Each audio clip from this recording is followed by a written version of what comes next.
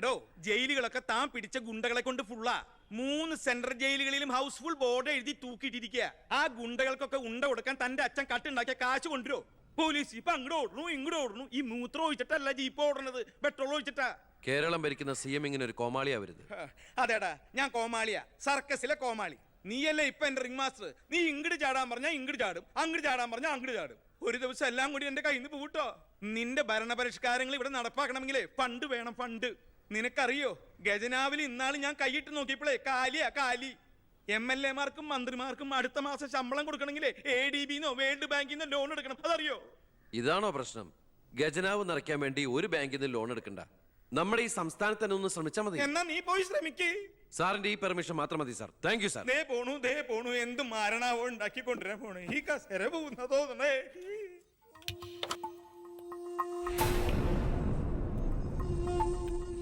15 വർഷങ്ങൾക്ക് മുമ്പ് ഈ മന്ത്രി ദിവാകരന് ഇലക്ഷനിൽ മത്സരിക്കാൻ കെട്ടിവെക്കാനുള്ള പണം പോലും പാർട്ടിക്ക് സംഭാവന ചെയ്യുന്നു.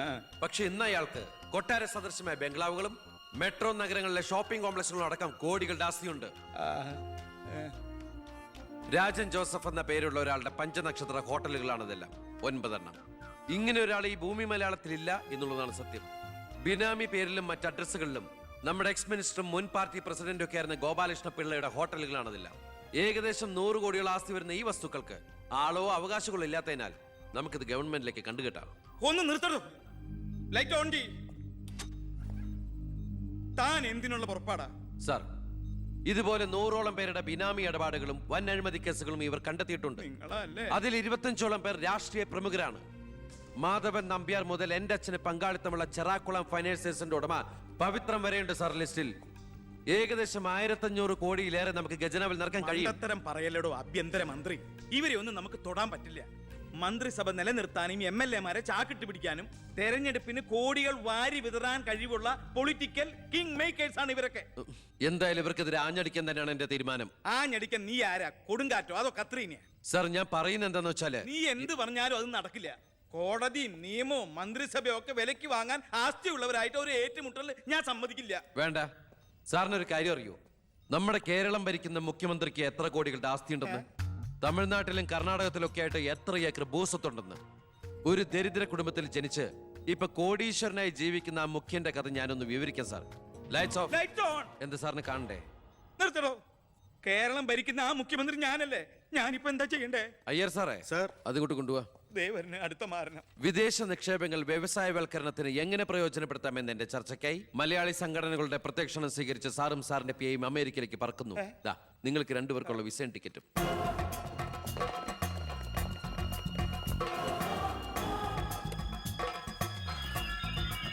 ദിവാര സാറിന് കൂടുതലായിട്ട് എന്തെങ്കിലും പറയാനുണ്ടോ? എല്ലാം നോട്ട് ചെയ്തോളൂ. കിഴപ്പള്ളി സാർ ഒന്ന് സൈൻ ചെയ്യണം. Pratap, take it sir.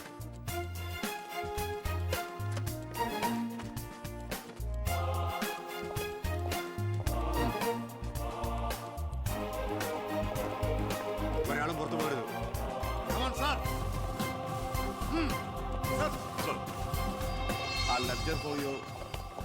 Mister Pavithran, we want search your office. എന്താ? ഇതാ search warrant. Take a lock. ആ ലോക്കറിന്റെ കീ എടുക്ക്. ലോക്കർ തുറക്ക്.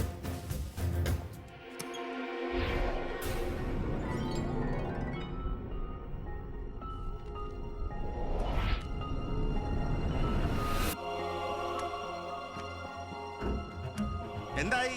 അതിനകത്ത് കുറച്ചെങ്കിലും വെച്ചേക്കണേ. പാടൂ.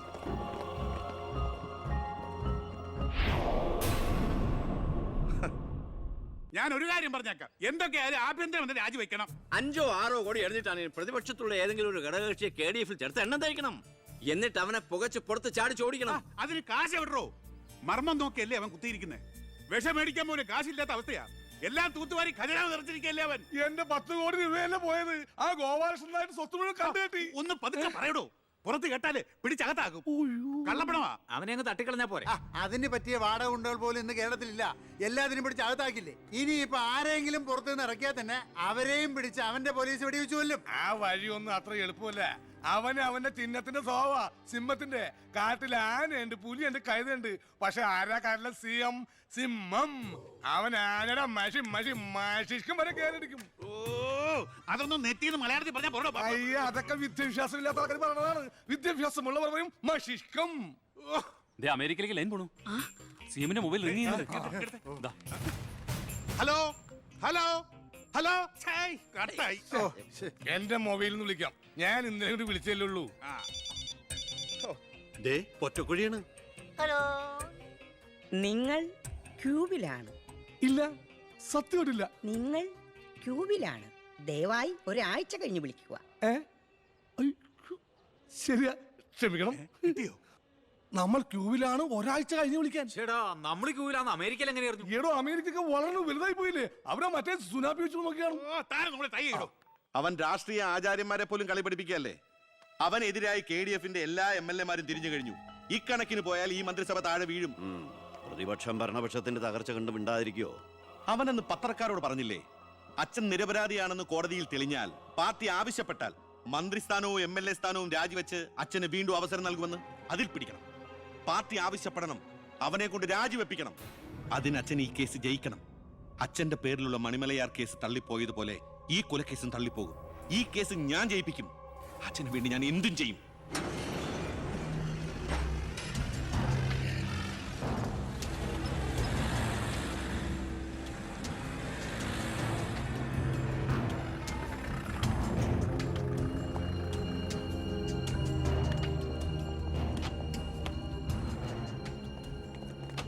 സാർ, ഇന്ന് രാവിലെയാണ് സംഭവം നടന്നത്. രാഷ്ട്രീയ വാക്കുതർക്കം മൂത്ത് സഹതടവുകാരൻ വെട്ടൂർ ശിവനെ കുത്തിക്കൊല്ലുകയായിരുന്നു സാർ. കൂർത്ത കമ്പി ഉപയോഗിച്ചാണ് പ്രതി കൃത്യം നടത്തിയത്. പ്രതിയെ കോടതിയിലേക്ക് കൊണ്ടുപോയിട്ടുണ്ട് സാർ.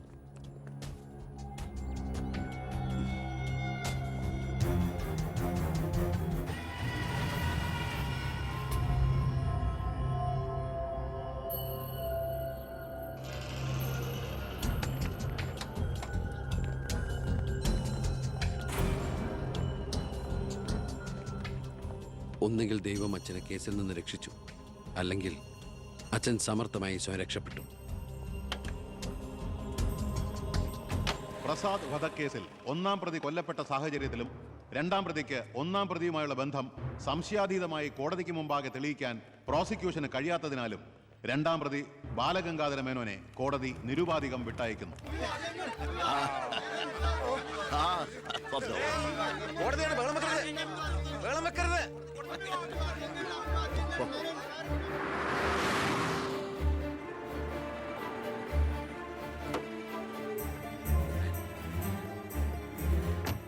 ലക്ഷ്മി, ലക്ഷ്മി, അറിഞ്ഞോ നീ? ഞാൻ കേസ് ജയിച്ചടി. ഞാൻ നിരപരാധിയാണെന്ന് കോടതിക്ക് ബോധ്യായി.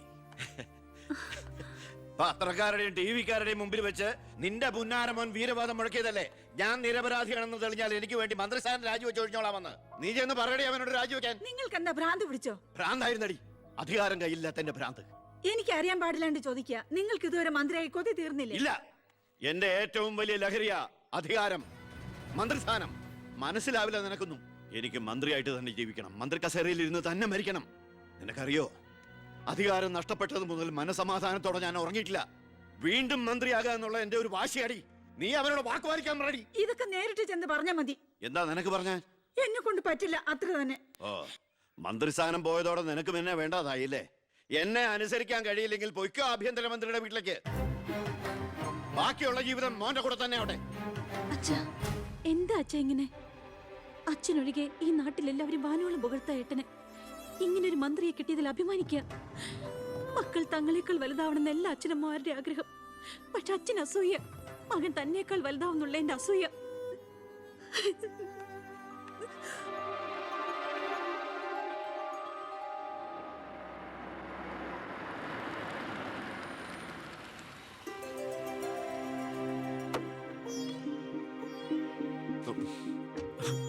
അമ്മേ, ശാരി, ഇത് ആരാ വന്നിരിക്കുന്നത് നോക്കിയേ.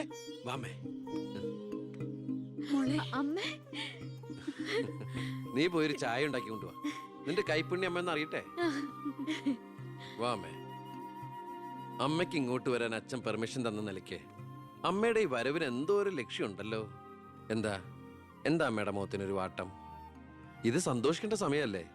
അച്ഛനാണെങ്കിൽ കേസെല്ലാം ജയിച്ചു, മകനാണെങ്കിൽ ഹോം മിനിസ്റ്റർ. ഞാൻ മാറി താമസിക്കുന്നു എന്നതൊഴിച്ചാൽ വേറൊരു പ്രശ്നവും ഞാൻ അമ്മയെ കാണുന്നില്ല. പറയമ്മേ, എന്താ പ്രശ്നം? എന്തിനാടാ നിനക്ക് ഈ മന്ത്രിസ്ഥാനം? നീ രാജിവെക്കണം. അപ്പോ അച്ഛൻ ഇതിനാണ് അമ്മ ഇങ്ങോട്ട് അയച്ചത്? നിന്നോട് യാചിക്കാൻ വേണ്ടിയാണ് ഞാൻ വന്നത്. അമ്മ എന്ത് പറഞ്ഞാലും ഞാൻ ഇതുവരെ അനുസരിച്ചിട്ടേ ഉള്ളൂ. പക്ഷേ ഈ കാര്യത്തിൽ അമ്മേനോട് ക്ഷമിക്കണം.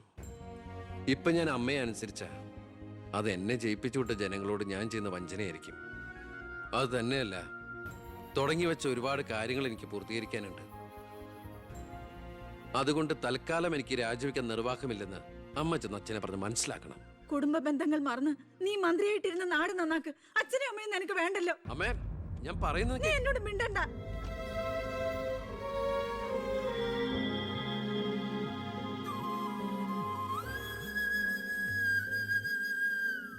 ഇല്ല, അവൻ രാജിവെക്കില്ല. അവൻ രാജിവെക്കുമെന്ന് കരുതിയ നമ്മളാ മണ്ടന്മാർ. ചക്കരക്കുടത്തിലല്ലേ കൈയിട്ടിരിക്കുന്നത്. അധികാരത്തിന്റെ മത്ത് പിടിപ്പിക്കുന്ന സുഖം അവനും അനുഭവിച്ചു കഴിഞ്ഞു. ഇനി അച്ഛന് വേണ്ടി സ്വന്തം സുഖങ്ങൾ ഉപേക്ഷിക്കാൻ മാത്രം വിഡ്ഢിയൊന്നും അല്ലവൻ. സ്വന്തം കുടുംബത്തിൽ വരെ റെയ്ഡ് നടത്തി അവൻ പ്രശസ്തി പിടിച്ചു പറ്റിയില്ലേ? ഇപ്പൊ പത്രക്കാരും ചാനലുകാരും എന്തിന് പ്രതിപക്ഷം വരെ അവനെ പൊഴുത്തുകയല്ലേ? അവൻ നാട് നന്നാക്കുക എന്തു വേണമെങ്കിലും ആയിക്കോട്ടെ, പക്ഷെ നമ്മുടെ കുടുംബത്തിൽ ഒരു അംഗമെന്ന ഒരു പരിഗണന ഇനി അവന് കൊടുക്കാൻ പാടില്ല. അച്ഛന്റെ മനസ്സറിയാൻ കഴിയാത്തവന് പടിക്ക് പുറത്താ സ്ഥാനം. അച്ഛൻ നോക്കിക്കോ, ഈ ചിറ്റാരിക്കര മണ്ഡലത്തിൽ വീണ്ടും ഒരു ഇലക്ഷൻ ഉണ്ടാവും അച്ഛന് മത്സരിക്കാൻ വേണ്ടി. അച്ഛൻ മുഖ്യമന്ത്രിയാകുന്നത് എനിക്ക് കാണണം. എങ്ങനെ? പുരയ്ക്കുമേതെ ചാഞ്ഞു നിൽക്കുന്നത് പൊന്നു കായ്ക്കുന്ന മരമാണെങ്കിൽ പോലും അത് വെട്ടിക്കളയണമെന്ന പ്രമാണം.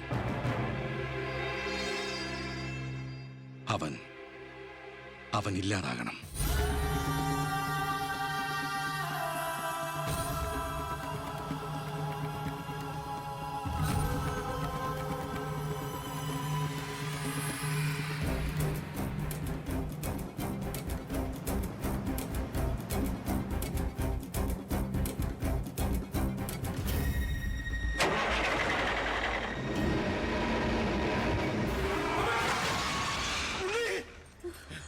എന്താ?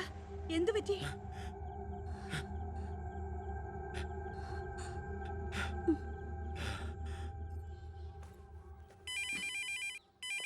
ഞാൻ എടുത്തോളാം. ഹലോ ഉണ്ണി, ഉണ്ണി, ഉണ്ണി, നീ എന്താടാ ഒന്നും ഉണ്ടാത്ത്? അച്ഛാ,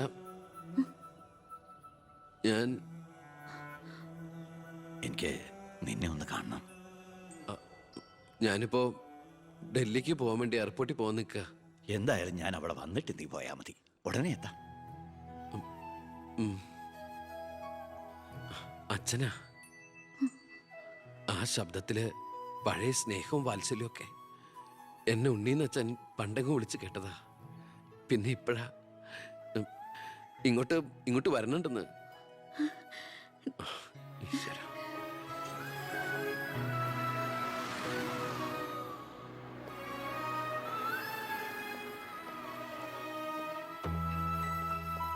ഞാൻ കാരണം നിന്റെ യാത്ര ബുദ്ധിമുട്ടായി അല്ലേ? ഇല്ല, ഞാനത് അടുത്ത ഫ്ലൈറ്റിനാക്കി. ഓഹോ, വരൂ അച്ഛാ. പെട്ടെന്ന് കാണണമെന്ന് പറഞ്ഞപ്പോ നീ ഒന്ന് പകച്ചു. ഇനി എന്തിനുള്ള പുറപ്പാടാണോ എന്ന് ഓർത്തല്ലേ? അച്ഛൻ ഇനി ആർക്കും ഒരു തലവേദനയാവില്ല മോനെ. ചെയ്തു കൂട്ടിയതൊക്കെ തെറ്റാണെന്ന് മനസ്സിലാക്കാൻ വൈകി. ശ്രമിച്ചില്ല. അധികാരത്തിന്റെ ലഹരിയിൽ പായായിരുന്നു ഇത്രയും കാലം. പ്രായമാകുന്നോറും കുട്ടികളുടെ മനസ്സാവുമല്ലേ? എന്ത് കണ്ടാലും സ്വന്താക്കണം എന്നൊരു മോഹം. എന്താ ഇപ്പൊ ഇങ്ങനെയൊക്കെ? മുന്നിലേക്ക് നോക്കിയപ്പോഴോ തിരിഞ്ഞു നോക്കിയപ്പോഴോ ഒരു കാര്യം എനിക്ക് ബോധ്യായി. ഞാനെന്ന രാഷ്ട്രീയക്കാരൻ വെറും ഒരു വട്ടപൂജ്യമാണെന്ന്. എന്നിൽ അച്ഛൻ ഒരു മൃഗമായിരുന്നു എന്ന്. പ്രായശ്ചിത്തം ചെയ്ത പാപങ്ങൾക്ക് പരിഹാരമാകുമെങ്കിൽ ഞാൻ മോന്റെ കാല് പിടിക്കും. അച്ഛാ, അങ്ങനെയൊന്നും പറയല്ലേ. മതിയായി, എല്ലാം മതിയായി.